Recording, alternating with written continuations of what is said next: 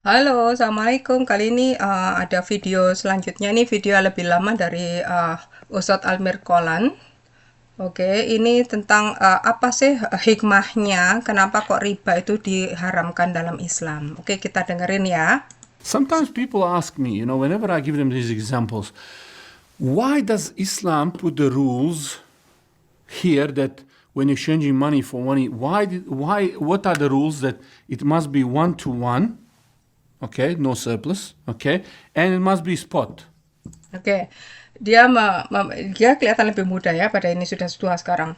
Jadi kenapa hikmahnya kok Islam itu kalau kita transaksi uang ke uang itu harus satu dengan satu dan harus on spot. Jadi kalau saya pinjam uang harus pegang tangan, gitu. Okay, why do we have these rules in Islam? Who would want to exchange like this for that? Like who would want to? Here's the 100 for 100. Ya, dia bilang siapa sih yang mau misalnya pinjam $100 dapat $100 ya sama aja kan gitu. Okay. So to understand the importance of these rules, what you need to understand is that all financial products, all the banking is based on them selling us money for money. Jadi semua banking dan financial product itu basically itu mereka menjual uang ke uang. Okay, all of the riba banking, the things that brought economy to the collapse were a result of this. Jadi ekonomi itu bisa collapse kalau kita meneruskan transaksi uang ke uang dengan cara yang tidak Islami. Transaction, okay? When these people started exchanging money for money in unequal amounts. So how did they do these things? Jadi collapse-nya itu ketika ada pinjam uang kemudian mengembalikannya itu lebih ya, ada kelebihan atau bahkan kekurangan. Pokoknya tidak 100% ya. Kalau pinjam satu dibanding satu. So let me give you a quick example. Miracle of this rule. Oke, jadi beliau akan memberikan contoh apa mukjizatnya kenapa kok dilarang transaksi uang ke uang dengan profit.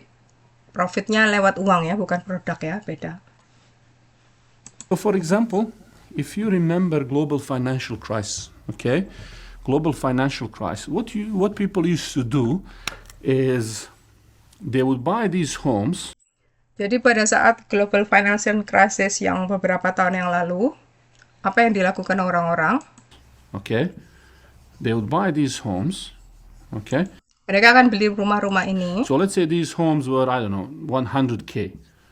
Okay, 100K. Anggap aja 100 ribu ya, 100 ribu dolar untuk setiap rumah itu. Anggap aja seperti itu ya.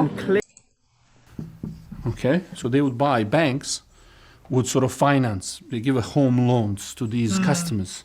Jadi bank memberi pinjaman, mortgage namanya, ke orang-orang untuk membeli rumah-rumah ini. Harganya rumah itu 100 ribu. Okay, so what used to happen, so let's say to buy these 3 homes, let's say there's 300 homes or 1,000 of these homes, they would need, let's say $1 billion. So all of these homes, to finance them, loans, it's a $1 billion. Anggap aja untuk memberi pinjaman rumah-rumah itu, mereka butuh $1 billion ya. Okay, $1 billion. Thousands of contracts, thousands of these things. Jadi bukan cuma Now, 3 rumah, when ini they contohnya sell banyak. these things to the customers, okay, these are the customers, okay, here, okay, because they give them what? Time. Where is this transaction? Here. Yeah. Because they give them time, what they ask in return? Surplus. So if you took a home loan for 100K, what are you going to return at the end? Jadi ini dia kasih contoh nomor 2 di atas. Dia meminjamkan uang dengan uang, ya.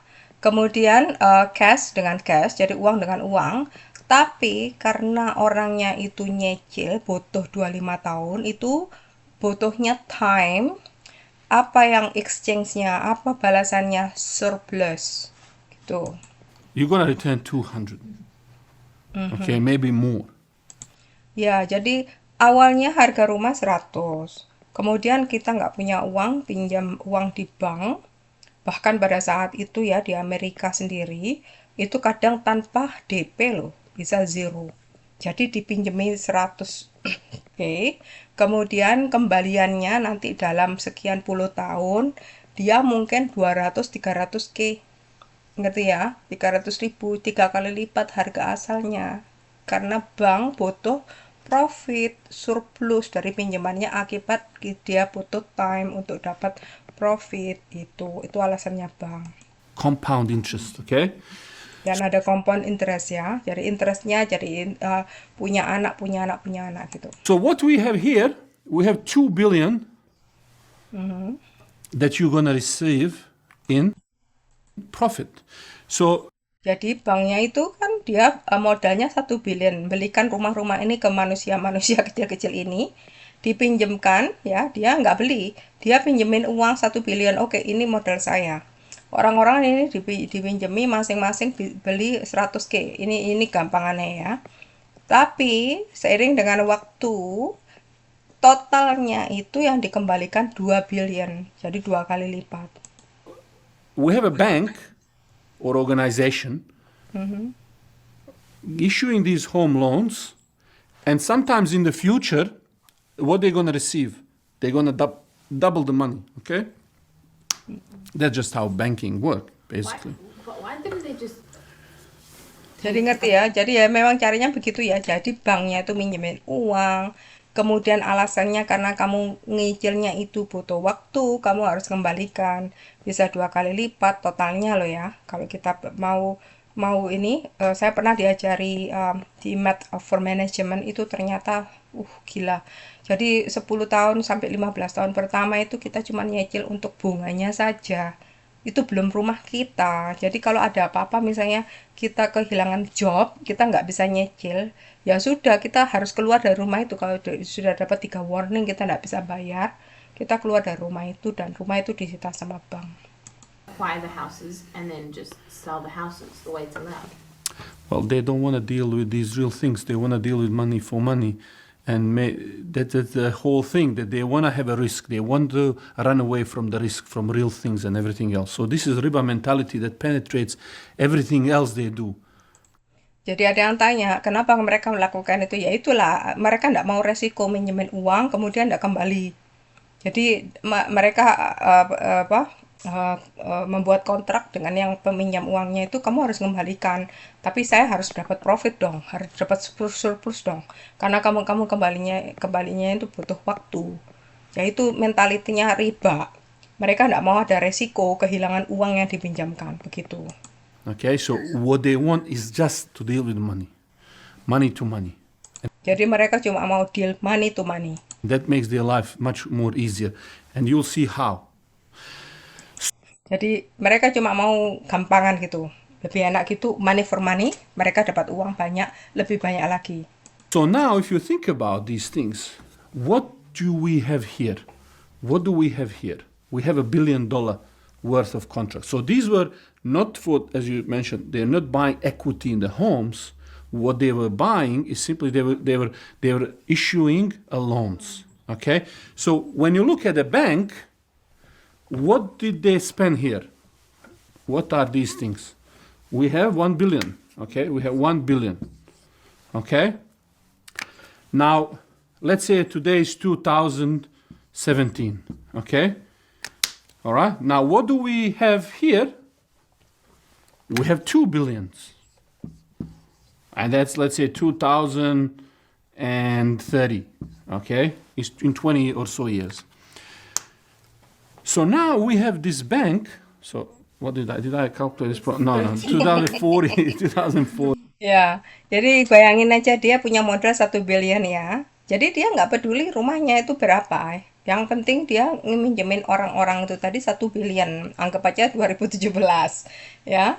Kemudian dengan waktu orang-orang itu nyicil, mereka mengembalikannya menjadi 2 billion. 40, okay, let's say 2040, it doesn't matter. Ya, anggap aja 2040. So now in 20 years or so, Okay, Jadi dalam waktu sekitar 20 tahun atau what lebih. we have here is a cash flow coming here. Jadi dalam waktu 20 tahun ini mereka ada cash flow coming. Jadi mereka profitnya tuh bukan bukan dalam 20 tahun lagi mereka dapat 2 bilion, bukan, tapi uangnya itu dapat kembalian bentuk riba. Itu setiap orang-orang itu membayar cicilannya per bulan. Okay, so first of all, when you think about what is being exchanged here, okay, what are we exchanging? We are having, I give you this, you customers, I give you $1 billion loan, you know, let's say collectively, I'm now looking. And what are you paying me? 2 billion. So we have, where is this? Money for money. Where is this? It's here. Okay. Ya, jadi ini yang terjadi. Dia meminjamkan orang-orang itu, totalnya itu 1 bilion untuk orang-orang itu beli rumah. Jadi orang itu dapat uang, kemudian dia belikan rumah ya. Dia nggak ngurus soal rumah itu, tapi dia kontraknya orang-orang itu akan mengembalikan 2 bilion, okay? Sampai tahun 2040. Transaksinya adalah lewat time, ya, dan dia butuh surplus. Okay. So somebody say, why Islam prohibits these things? You know, what's the problem? Money, give them bit time, you know, you make a bit of money. Okay. Jadi ada yang tanya, loh apa masalahnya? Kok nggak boleh sama Islam? Pinjam uang, kemudian beriring dengan waktu tadi kita kembalikan lebih banyak. Ya kan wajar toh, mereka butuh profit kan? Now, what's happening? Now, these people, let me actually make it more simplified now. So think about all of these now hundreds and thousands of the customer. Jadi bayangkan aja orang-orang customer ini. I will make them like into one sort of contract. So these organizations, they took at all of these contracts into one. Oke, anggap aja kita pretending, kita pura-pura orang-orang yang pinjam 1 bilion itu di bawah satu kontrak. Satu kontrak itu uang 1 bilion untuk orang-orang itu, oke? Okay, so they took this contract into $1 billion Ya, of anggap these. aja gitu. So they call Kontraknya these 1 bilion. CDOs, collateral debt obligations. Okay. Collected debt obligation. Let's call it like that, oke? Kita panggil aja gitu. Okay. They put it into something. Now this something, okay, they made like a derivative, which is returning, okay, which is returning how much in future?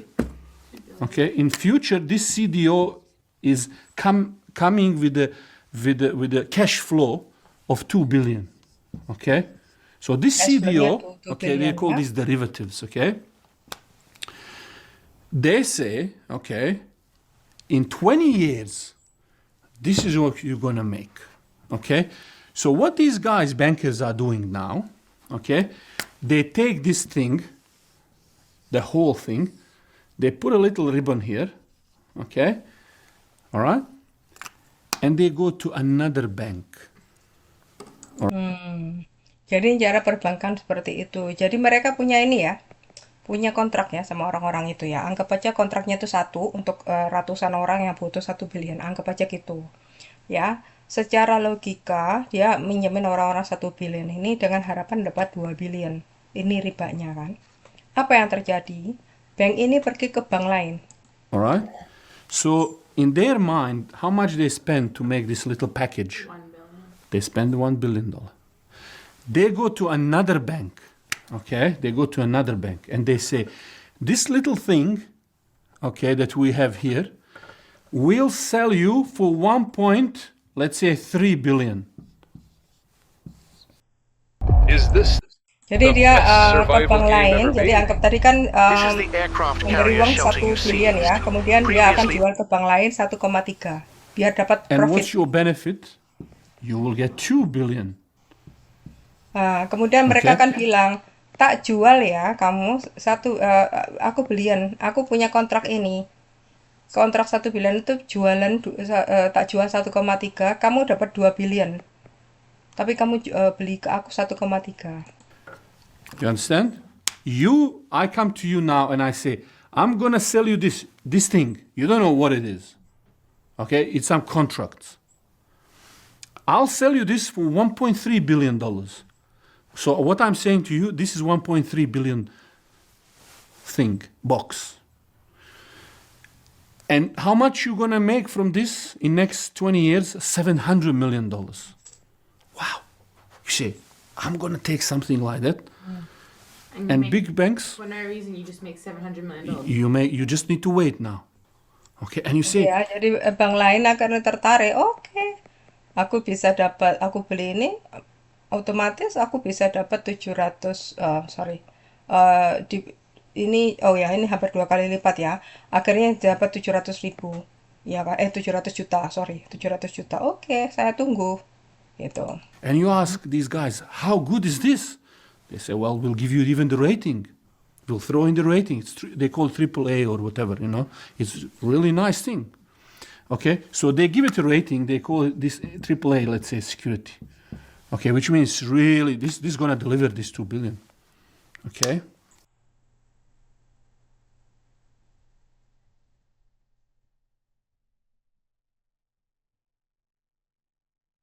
Now, what starts happening is very soon these bankers here, they started figuring out, I need a lot of people here to take the loans from me. So I can create this thing where I push 1 billion, you know, on one end you push 1 billion, on another end comes 2 billion product, and I sell it at a discount. So I'm selling you $2 billion thing at a discount of what? 1.3. So you get this 1.3 and you wait for the cash flow. Okay? Udah paham ya? Di bank yang pertama tadi, dia punya kontrak ini ya, dia menjangkau 1 billion kan, untuk mendapat 2 billion, dijual ke bank B dengan harga 1,3 billion. Oke, dia bilangnya ya kamu nanti dapat 2 billion, tapi kamu dapat diskon. Jadi kamu cuma bayar 1,3, kamu dapatnya 2 billion. Dia sendiri perbedaan dari sini ke sini berapa? Dia dapat 300 juta kan, itu profitnya dia, bank pertama, ya kan? It's a beautiful thing. It's happening, okay? So you have all of these big institutions and investors who love these kind of deals. You give me something 1.3 that will be tomorrow 2, I love it, okay? This gives incentives to these people to then find more people, give them loans to buy a house so that they can create shiny new products and they can sell. So for Jadi bank yang ini, karena dia bisa menjual produknya ini ke sini, dia akhirnya berusaha mendapatkan customer baru, biar dia bisa kasih pinjaman uang, gitu.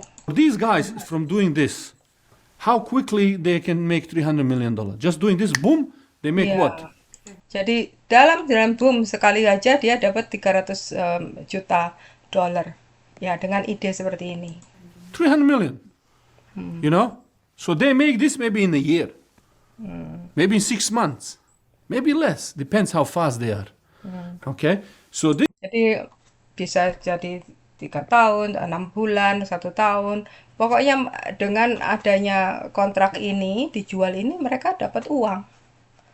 Tanpa usaha lebih lanjut gitu maksudnya.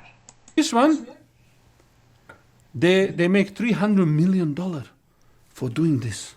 No risk, no nothing. They just get people in, they boom, sell them, and they pocket 300 million. Okay? So what started happening is these people, bankers, started chasing anyone they could get to buy home. Jadi karena ini bakal dapat uang segini, akhirnya mereka berusaha mendapatkan customer untuk dapat mortgage ini. So they would go to this, there was a joke, you know. They would go to the waitress who earns like 20,000 a year, and they would sell them homes, $500,000 homes. Nah itu, Okay. ini yang terjadi And pada saat because she itu couldn't ya. Ada mereka, oh pokoknya ada orang mau beli rumah, ayo ikut bank saya gitu. Mereka nggak peduli orangnya bisa bayar atau tidak ya. Pada waktu itu di Amerika kan gitu kejadiannya. Mereka bahkan beli menamari uang waitress ya, penjaga di restoran yang mungkin cuman dapat bayaran 20.000, kemudian dia ditawari kamu beli rumah berapa, harga berapa kamu bisa bisa ikut bank kita. Akhirnya mereka beli lewat bank itu, padahal belum tentu bisa bayar, gitu loh. Afford, they would give them the honeymoon rates, like virtually just paying the principal or little bit of interest or sometimes even negative, just so that she can pay a couple of years. Jadi kadang-kadang diberi honeymoon interest ya. Jadi bisa ditawari, diiming-imingi, oh kamu bayar aja sedikit atau modalnya aja dibayar atau mungkin bahkan nggak bayar sama sekali. Pokoknya masuk ke sini, ke program ini. Dan kamu bertahan beberapa tahun di situ. Afford payment for just couple of years. She can't afford that loan, but they would make it look as if she's paying on time. Ya, jadi itu tadi ya. Jadi seperti apa yang saya bilang tadi, diiming-imingi untuk ikut program ini dan orang itu belum tentu bisa bayar loh rumah itu harganya segitu, logikanya nggak bisa. Tapi diiming-imingi, oke ikut ini. Where let's say payment should be 10,000, let's say, or 5,000 a month. They made it so that even if she paying 1,000 for let's say first 2-3 years, she still is maintaining the loan properly. Oke. Misalnya harusnya orang itu bayar $5.000 per bulan, itu dibiarkan bayar misalnya $1.000 per bulan ya. Gitu. Okay. Why did they do that? Kenapa? They targeted these people because they are what they call subprime. Subprime. This is not a normal food dog customer who can. Ini disebut subprime ya. Jadi apa tadi kan dia bilang apa? Sebentar. So that even if she paying 1,000 for let's say first 2-3 years, she still. Jadi itu tadi kan dipinjami ya. Misalnya harusnya dia bayarnya $5.000, tapi dia bayarnya cuma $1.000 per bulan untuk beberapa tahun. Dibiarin. Ini namanya subprime. Is maintaining the loan properly. Okay. Why did they do that? They targeted these people because they are what they call subprime. Subprime. This is not a normal food dog customer who can have a proper job and pay on time and really meet the obligations. But these people couldn't afford. A lot of these people couldn't afford these loans. They were given these loans because these bankers needed them in this package so that they can create a bigger contracts. And when they have these bigger contracts with more of these people, it looks good. Okay? Then they can sell these things to another person. And then what started happening, okay? Jadi itu tadi subprime itu. Jadi itu tadi mereka pokoknya tujuannya mendapatkan customer sebanyak-banyaknya agar pinjam uang dari bank A ini dengan jaminan mereka harus lewat waktu misalnya 20 tahun, 25 tahun, hasil dari 1 billion itu menjadi 2 billion kemudian dijual. Itu ya. Jadi Okay. What started happening when these people took these loans, Nah, these ini apa yang collateral terjadi debt ketika obligations, diambil so these derivatives, when they sini? took over these contracts, what happens after a year or two? When this waitress defaults, cannot pay any more, what starts happening? It reduces the value of these 2 billion now. Ketika beberapa tahun kemudian ini dijual ke sini, ya. Kemudian misalnya orang yang tadi itu yang ditawari untuk beli rumah tadi nggak bisa bayar. Apa yang terjadi? Otomatis 2 billion tadi kan berkurang profitnya kalau orangnya nggak bisa bayar, iya kan? Suddenly she cannot. So these banks started selling these homes, getting rid of them. That started demolishing the prices of the homes. So the prices started going down rapidly and more. Jadi ini sudah kadung beli ya. Jadi kan customernya ini masuk ke sini. Ada customer yang nggak bisa bayar cicilan ya. Apa yang terjadi? Profitnya kan berkurang. Akibatnya orang-orang itu tadi di kick out dari rumahnya, diusir. Setelah 3 kali peringatan mereka nggak bisa bayar, disita rumahnya dijual. Nah jualnya itu karena berhubung mereka kepingin dapat profit lebih banyak, terpaksa dijual lebih murah dari harga aslinya. More and more people started getting caught up in this because most of these people couldn't afford the loans. More of them were foreclosing and defaulting on their loans. And that dragged down the whole housing industry down. So as Jadi akibatnya apa kalau banyak orang yang nggak bisa bayar, industri rumah itu harganya tuh jatuh. Makanya ada istilahnya bubble ya. Kalau di real estate itu ya, tiba-tiba naik, boom, pecah, terus dia jatuh gitu. As that started spiraling, this number now started dropping down. So not only did this go to 1.3, it started reducing. They couldn't get anything, not even $1 billion or $500 million. Nothing. Because Jadi ini tadi ya ini sudah dapat uang ya, udah bye ya, udah profit ya, 300 juta ya. Tapi yang ini tadi karena ternyata ini setelah sekian tahun misalnya ini orang-orang mulai nggak bisa bayar, otomatis kan mereka mau nggak mau menyita rumah-rumah itu dijual, harganya berturun gitu. people didn't want to continue repayments. The whole economy Jadi akibatnya apa? sort of shut down. Seluruh ekonomi juga kena pengaruh dan akhirnya shutdown. Now these people are very clever. They knew that that's going to happen. So what they did, they took insurance before that happened. Jadi bank ini dia tahu itu akan terjadi kalau orang-orang nggak bisa bayar. Mereka ambil asuransi. So they went to these banks and they said, we have this beautiful product with $2 billion worth. These guys are going to buy it. They went to the insurance, they created these what they call swaps or insurance for this. So in case this go down, insurance actually pays me. Jadi mereka ambil asuransi seandainya harganya turun, insuransinya akan bayar ini ke banknya itu. The difference. Okay, so imagine how clever that is.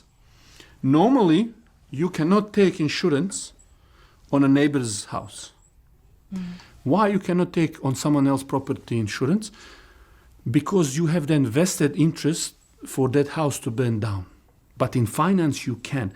You can actually bet or you can take insurance of some of these products even when you don't have them, let alone when you have them. Jadi ternyata di finance itu bisa ambil insuransi walaupun kamu nggak punya produk itu ternyata. Jadi pada dasarnya kalau kenyataannya kita nggak bisa beli asuransi rumah tetangga kita, tapi kalau dalam segi finance itu bisa. Okay, so you can do all of these crazy things. So they started creating these swaps, and they were all of these bankers and the groups who were actually putting the worst type of customer, toxic. They created these toxic assets where they were putting the worst kind of customers here. Why? So that they can get to this beautiful number, sell it at a discount, and they say, and plus insure yourself. You understand? Jadi mereka nggak peduli ya, pokoknya yang penting dapat customer, walaupun mereka tahu customernya tuh toxic, artinya orang-orang yang sebenarnya nggak mampu untuk bayar customernya ini. Ini bank dia nggak tahu kan, ini customernya siapa, pokoknya dia dapat ini.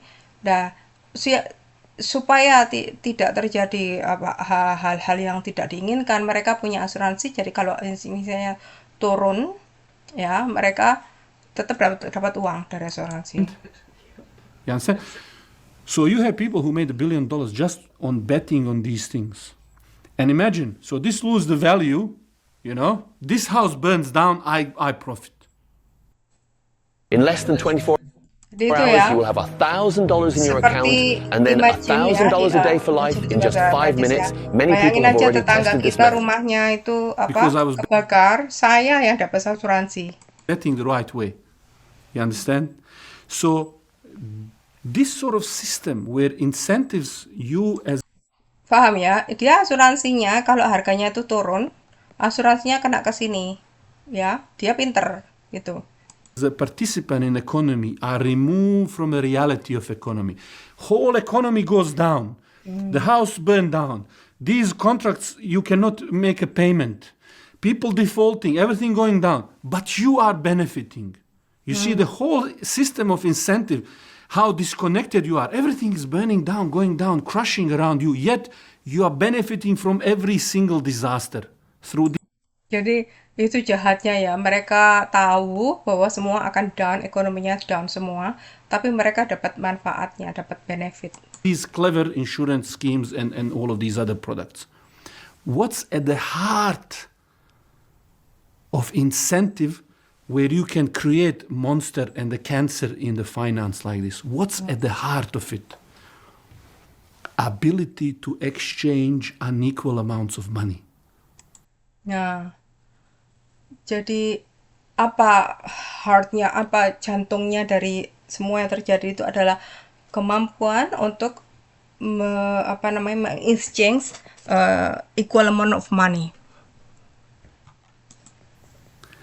The fact that they could exchange 2 billion in future cash flow for unequal amount today, it's what creates the building block of entire cancer cell. Jadi ini loh masalahnya itu, bahwa mereka bisa menjanjikan 2 billion dengan sistem waktu tadi, ada surplusnya tadi ke bank lain. Inilah dia juga nggak cuman bohong sama customernya, tapi juga bohong dengan bank lain, dan sistem ekonomi juga crash down akhirnya. Which is why in Islam you cut it in a root.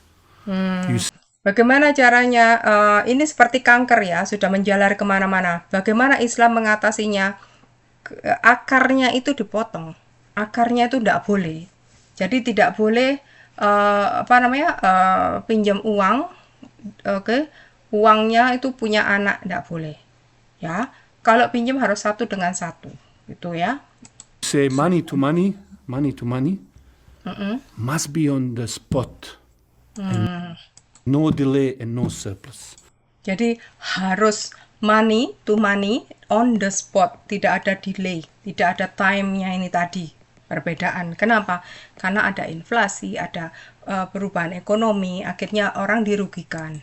Here we have 2 for 1.3. You understand? Two exchange for 1.3.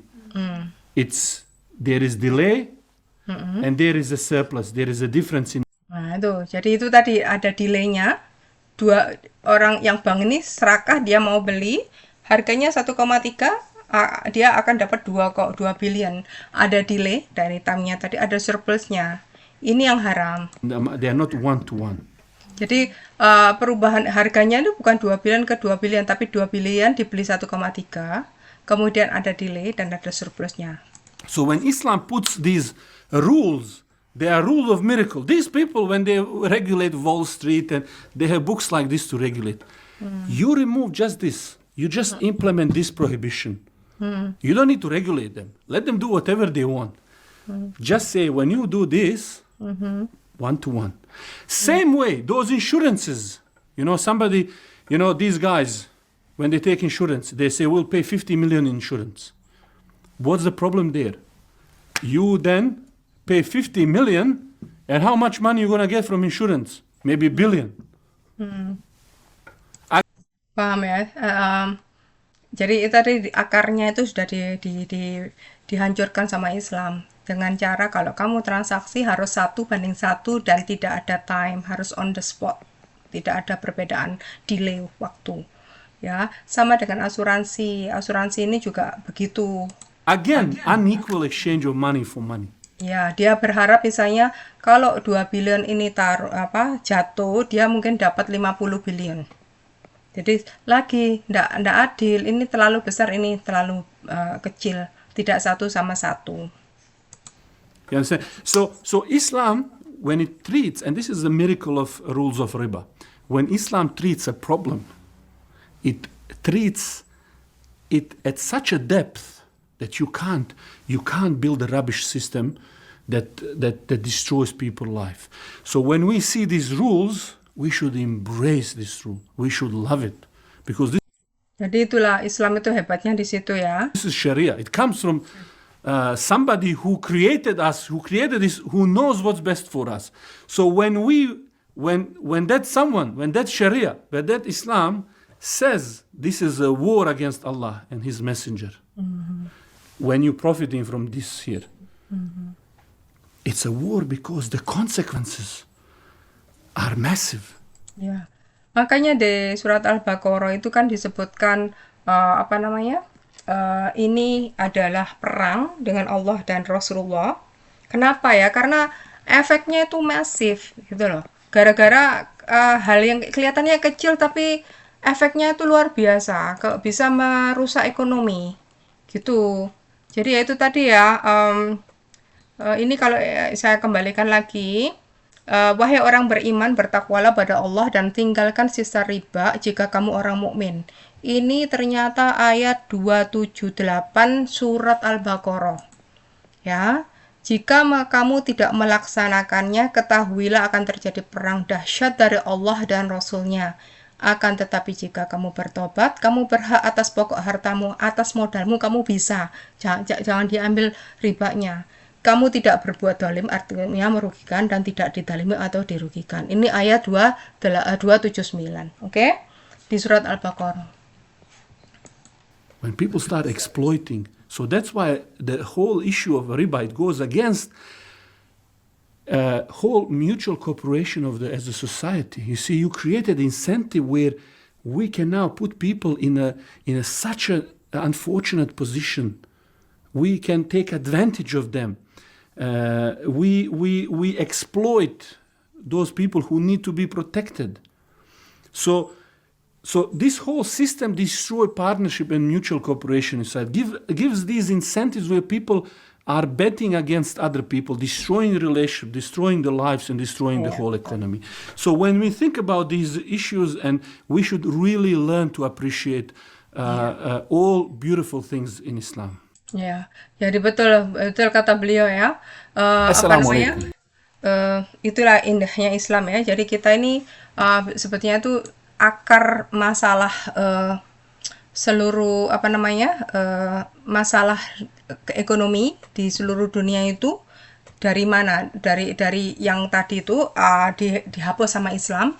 Jadi kalau kita transaksi harus 1 banding 1 dan on the spot, gitu ya. Jadi itu tadi dari Ustadz Almir Kolan ya. Kursusnya adalah Islamic Finance 101 ya. Saya ingatku itu seperti itu. Ini ada introduction and contract, tapi nanti kita coba belajar sendiri ya. Untuk The Chartered Financial Analyst Designation. Insya Allah saya coba untuk pelan-pelan untuk menerjemahkan ini karena saya tahu tidak semuanya sempat belajar online, dan saya sempat belajar cuma susah untuk menjelaskannya, jadi lebih baik saya terjemahkan dari beliau. Oke, terima kasih sudah mendengarkan ya, semoga bermanfaat. Assalamualaikum warahmatullahi wabarakatuh.